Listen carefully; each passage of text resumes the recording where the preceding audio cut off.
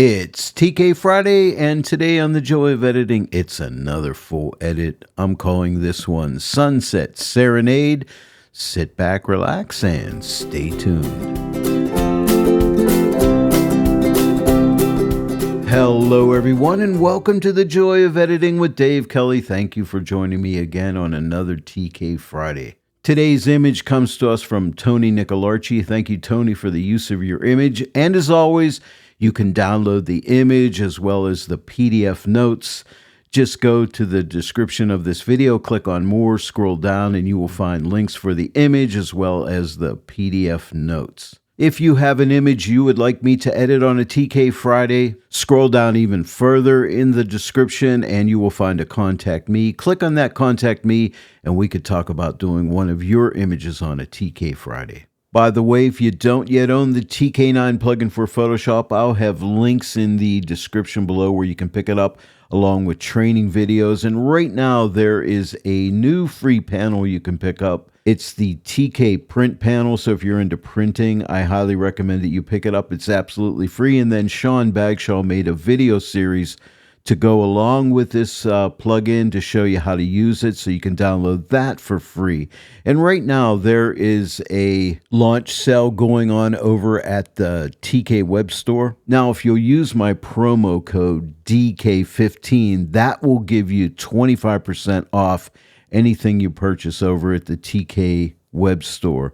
But use my promo code, and I appreciate it if you do. If you use that code, I'll make a small commission, and this helps me to keep these TK Friday videos coming your way. You're supporting my channel when you do that, so thank you. So remember, the promo code DK15 will give you 25% off during the introductory launch sale. Thank you for using my code. Well then, let's go ahead and dive right in. Now, this image was taken with a drone, I believe, and it's a really cool sunset image and a nice seascape view. I really enjoy this image. Now, this is what it looks like right out of camera, and then after I made my initial edits, it looks like this.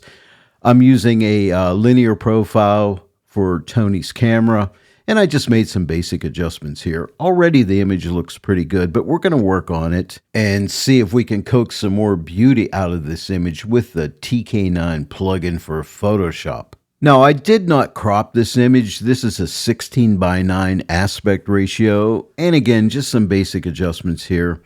And as far as detail, just a little bit of sharpening. For noise reduction, I did use Enhance in Lightroom. And then also, under lens corrections, I always check on remove chromatic aberrations as well as enable profile corrections. But that's it. And then at this point, I just right click on the image, go to edit in and edit in Photoshop 2024. But as I say every week, I'm already there. And here we are inside of Photoshop, ready to get going. Now, as always, I like to start out with a balance and contrast adjustment for the foreground in the sky, just so we could get off to a good start and know how we can take the image further. But for me, this is always a good starting point. Now, the first thing I want to do is I'm going to use the depth map approach, but a little different this week. I'm only going to use it on the foreground and not for the sky. I'll do the sky like I normally do with a Midtones 3 mask to protect me from clipping shadows and highlights. But let's set this up. I'll show you how I do it. So the first thing we'll do is come up to the multi-mask panel, hold your Command or Control key down and click this button right here. It looks like a target, and this will create a depth map. I need it to be for the foreground, but we can invert it. And you know what? We can invert it right here. I just discovered this. So all we need to do is click this button right here, and we will invert this depth map. And now it's set up for the foreground. As you can see, the sky has been dropped out. And now we can click on Save as a Channel Only, and now we can see there it is down here, Depth Map. I'll double click on the name Depth Map. Now, you don't want to double click on the actual icon, just double click on the name, and you can just type in FG for foreground, and then click on RGB so you can see the image back. And then I want to save the sky out as a channel, so we could come to the Combo or CX panel, hold your Command or Control key down, click on the sky button on either the combo or CX panel, and now you'll notice we have a sky channel. But notice we have a selection. You could tell by my selection indicator on my TK9 multi-mask panel, as well as you can see the marching ants here. Now, we could click this button on the combo or CX panel to deselect, or here's a little tip for you. If you have the free TK selection brush, which I highly recommend, and again, it is free, just click this button right here and you can deselect selections. That's a nice little tip for you. For the balance and contrast adjustment, I use color grading tools, and I need 2 of them. So if I come up to the multi-mask panel, click this button, we will get a color grading tool, and then click the plus on the color grading tool and we'll get a second one, and then come and click on the first layer to make it active. We're going to use the first color grading tool for the foreground, so come up to the combo or CX panel and click this button for the layer mask calculator. I love it. Click on foreground, click this button to apply it to the layer, and it is done. And now we're going to click on the second color grading tool. Now remember, we're still preparing to make these adjustments. Now I need to get to the multi-mask panel. Right now the color grading tool is in the way, so just click the X. And then what we want to do is click on the My Channels button. Now we're going to click on the sky because we need to prepare this sky. And now we'll click on the mask calculator. And now we'll click X because we want to intersect midtones 3 to the sky. And now click on the luminosity mask button. And now we want midtones 3, so we'll click on midtones 3 to keep shadows and highlights from clipping. And now we just need to click equal to make that calculation. And now you can see we have a midtones 3 in the sky. And now click this button to apply it to this color grading layer. So we'll click this button.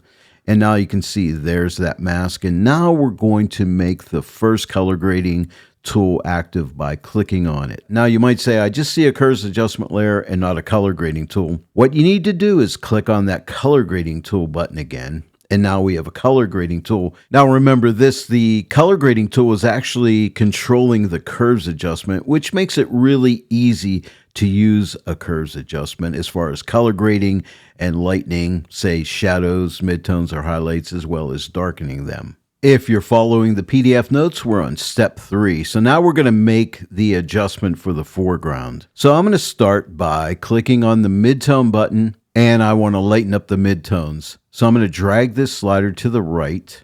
Now when you drag, nothing happens until you release the click of your mouse, and I'm going to take it over to right here, plus 36. And I also want to do some color grading, but remember, this mask is controlling what is getting adjusted. So I just want a little bit of warmth in this image. So I'm going to click about right here, just to warm up the foreground, which is being controlled by the depth map. And now the shadows. So I'll click on the shadow button, and I want to darken up the shadows to build up some shadow contrast. I'll drag this to the left, and I think I'll take it to right there, minus 15. Now let me shut this layer off. Here's before and here is after. And now we're going to move to the sky. So now I'm going to click on the sky layer to make it active. I'll start out with midtone. So I'll click on the midtone button, and I just want to lighten up the midtones to right there, plus 22. Now we'll click on the shadow button. Now we have some nice shadowy clouds that we can bring out some contrast in. So we'll drag the brightness slider to the left, and I'll take it to right there, minus 41. Now let me shut this layer off. Here's before and here's after. Then if we come to the combo or CX panel, we can click on the before after button. We started out here, and now we're here. So we're off to a good start. Now this is the point in the edit where I really start to study the image and see what I can do next. Now I want to do a nice mid-tone contrast boost. Now right now my color grading tool is in the way, so I'll just click the X. Nothing changes on these color grading layers. I'll go ahead and click on the luminosity mask button, and for a mid-tone contrast boost, I usually like midtones 3. We have midtones 1, which is a more subtle midtone. Here's midtones 2. They're all midtones, but you notice they get lighter as I go up. And here's midtones 3.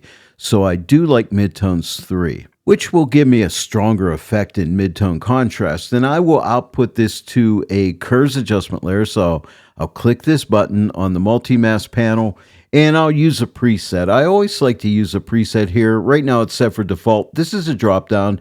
Just click the drop-down menu and click on strong contrast. And there we can see the midtone contrast increase. Brings out some nice color and nice contrast just in the midtones. Now, it's way too strong, so what I like to do at this point is I'll click right here for layer opacity, and I will drag this back to, say, right there, 46%. Let me shut this layer off. Here's before and here's after. But you know what? I don't like what's happening in the sky, so I want to drop out the sky. So to do that, it's very simple. Just come and click the Layer Mask Calculator button on the Combo or CX panel, and we want to click Sky, and we can subtract the sky by clicking the minus button for subtract. And now the sky is out. Now I'll shut this off. Here's before and here's after, but now we just have that nice midtone contrast boost in the foreground. And now as I study the image, I'm thinking I'd just like to bring up the midtone brightness a little bit. I did some experimenting on the original edit. Usually I'll bring up the overall midtone brightness, but on this image, I'm bringing it up separately for the foreground and sky, meaning I'll do two separate midtone brightness adjustments. I'll start out with the foreground, so I'll click on my luminosity mask button on my multi-mask panel, and now I will click on midtones 1. I always use that for the midtone brightness adjustment. It's the most subtle of the midtones. I'll output that to a curves adjustment layer. And then all I need to do is change the blend mode from normal to screen. So on the Combo or CX panel, I'll click on the screen button. And now that lightens up the midtones of the entire image. But I want to do the foreground separate, right? So what do you think I would do to do that if you're thinking, why, it has to be the Layer Mask Calculator, Dave? You are correct. So I'll click on my Layer Mask Calculator on my Combo panel, or you could use it on the CX panel, whichever is open for you. I'm going to click on Sky and click the minus to subtract the sky. And now the sky is out. Now I'll shut this layer off. Here's before and here's after. Now I'm only lightening up the foreground, but I have to do the sky also. Now with the TK9 plugin for Photoshop, there's many ways of doing the same thing. So I'm going to do the sky a little differently. This time I'm going to come up to the multi-mask panel, click on My Channels, and now I'll click on Sky. And now I'll click on the mask calculator, this button right here, and now I'll click X for an intersection because I want to intersect midtones 1 to the sky. So now I'll click on the luminosity mask button, click on midtones 1, click equal to make the calculation. And now there's midtones 1 up in the sky. Output it to a curves adjustment layer. Click on the screen blend mode button. And now that's too much. So what I'm going to do, and this is why I did this, because I want a separate brightness for the sky. So I'll click right here, and with the opacity slider, I'll drag this back to somewhere around here, I think 40%. So let me shut this layer off. Here's before and here's after. So again, before and after. So it's just a little lighter. If I shut both of these layers off, it looked like this, and now it looks like this. And I'm happy with that. And now we can move on. And now as I continue to study the image, next up it's going to be burning and dodging. We'll start out with burning just to deepen up some of the shadows.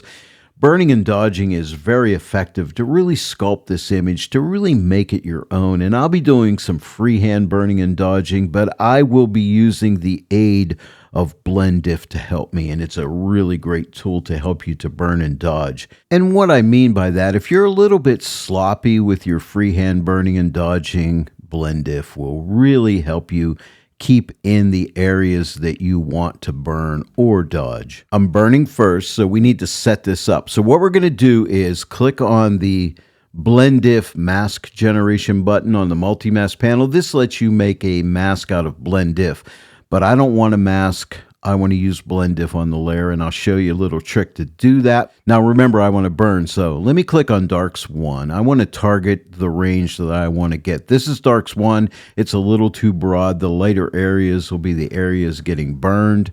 I'm going to go to Darks 2. That gives me a little more narrow ranged, and that's what I want. All these light areas I can darken up, even up here in the sky, up in the clouds. Now, here's what you need to do. I want to output this to a burn tool. Now, as I say every week, the burn tool and the dodge tool has two sides. The left side gives you a 50% gray layer. The right side gives you a transparent pixel layer. For burning, it doesn't matter. It will for dodging, and you'll see that in a little bit. So what I want to do is hold your shift key down and then click on the right side of the burn tool. When you do, you'll notice by this symbol, we have blend diff on that layer. I'm not burning through a selection. I'm letting blend diff on this layer control what will be burned.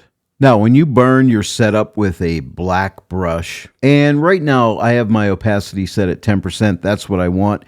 If yours isn't at 10%, you could type your 1 key. That's the shortcut for 10%. And what I want to do is just look for dark areas. And remember, blend diff is helping me here. So I'm just going to start to paint.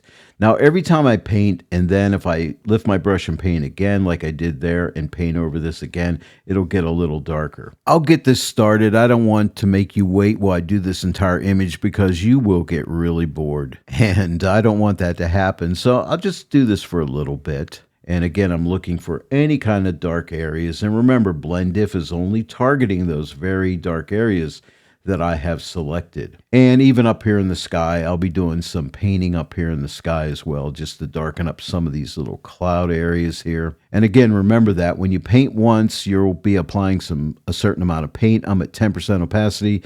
If I lift the brush and then paint again, we apply more. So study the image. I'm going to shut this layer off. Here's before and here is after. So you can see the areas that I've started to darken. And again, one more time, here is before and here is after. I'm going to go ahead and finish this off and I'll get back and show you the final result. But bear this in mind, blend diff targeting darks 2 is really going to protect you. You don't have to be that careful. Now, you don't want to get a super large brush and just start painting over the whole image. Like adjust it according to the size that you want to start painting over, okay? But again, blend diff will protect you. Now I'll finish this off and I'll get right back and show you my final result. Okay, so this is before burning. This is after. So again, before and this is after. Now let me show you something here.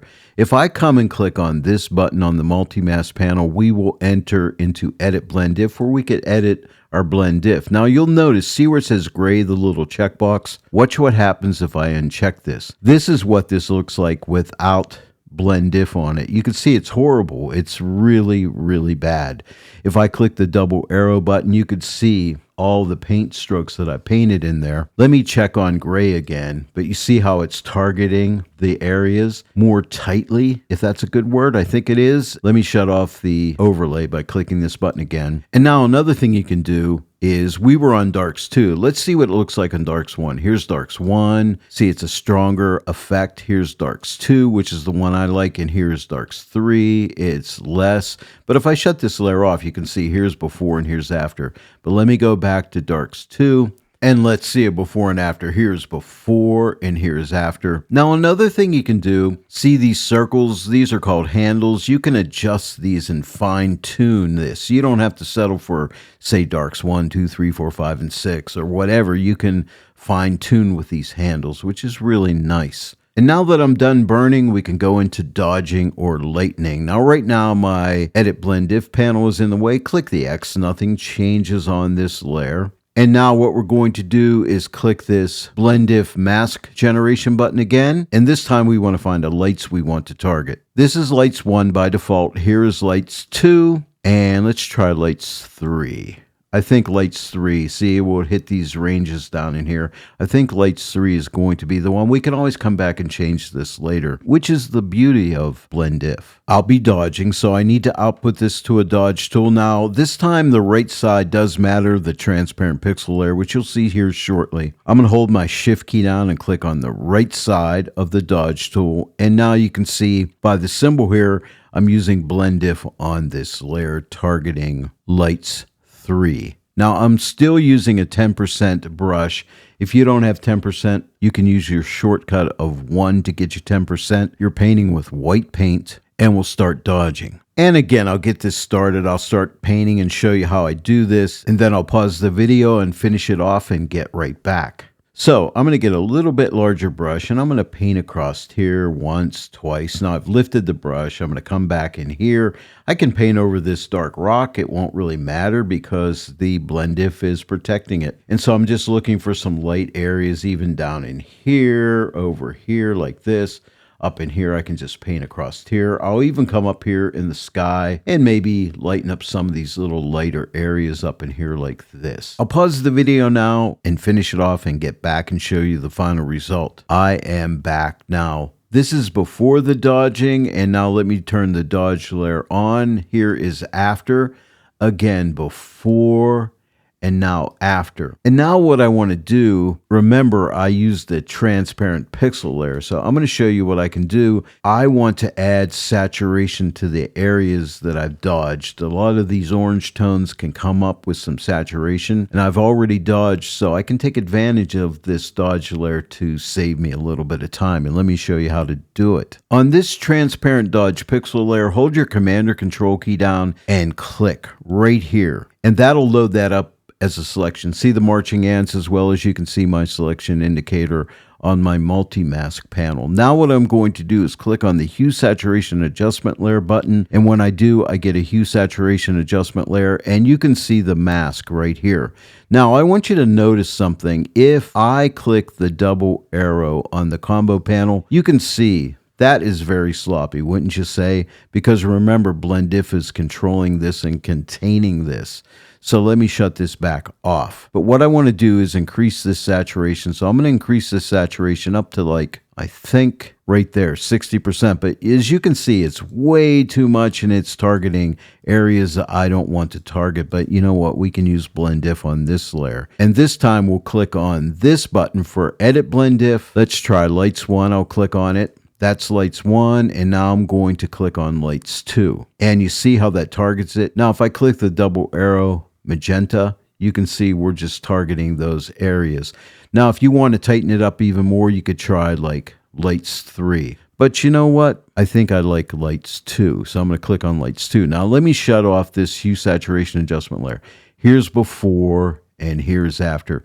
Now I'll shut off both Hue Saturation and Dodge. As you can see, that's before dodging, and here is after. So now we have some nice dodging with some increased saturation in the dodged areas. And now it's time for a basic vignette. So if your TK actions aren't open, click your TK action button on either the combo or CX panel. Click vignette. This Gaussian blur dialog comes up. Just click OK. It defaults at 30%. I'm going to shut this off. Here's before and here's after. And I like 30%, but I want to protect the darkest shadows from getting too dark. So in case your edit blend diff panel isn't open, click this button on the multi-mask panel and simply click No Darks 2, and that'll protect the darkest shadows. And now let me shut this off. Here's before and here's after, a nice little vignette. And now I feel the top of the image is too light. I want to close it off. So I'm going to do something a little different this time. What I'm going to do is, let me close my Edit Blend Diff panel by clicking the X. Come up to the multi-mask panel and click on the Blend Diff Mask Creation button and click on the picker tool, and we're going to click on a light area in the sky like right here and click OK. And you can see the light areas that I'm targeting right there. And now I want to output this to a brightness contrast adjustment, but I want to use blend diff on the layer. So what I'll do is hold my shift key down and click on the brightness contrast adjustment. And what I'll do is take the brightness and drag it to the left over to like right there, -35. Now let me shut this off. Here's before and here's after, but it's over the entire image. So what I'll do is click this button on my combo or CX panel to put a black hide all mask on here. And what we'll do is click on the gradient tool. Make sure you're in regular gradient, not classic gradient. And I like to click the drop down and open up the basics group and click on this swatch right here. And then make sure you have the first gradient clicked on, and then make sure you have reverse checked on. And then what you can do is click outside the canvas here, click, and I want you to drag down, but hold your shift key as you do that to constrain it, to keep it straight, and take it right down to like right there at the water's edge. And there is your gradient. So let me shut this off. Here is before and here is after. If you're wondering why I didn't use the curves adjustment layer in the multiply blend mode, I felt I got a more even result with brightness contrast. That's why I did it that way. A few more steps and we're done. Next up, I wanted to add just a slight Orton effect because this image already has like a nice dreamy look to it, and I thought an Orton effect would help.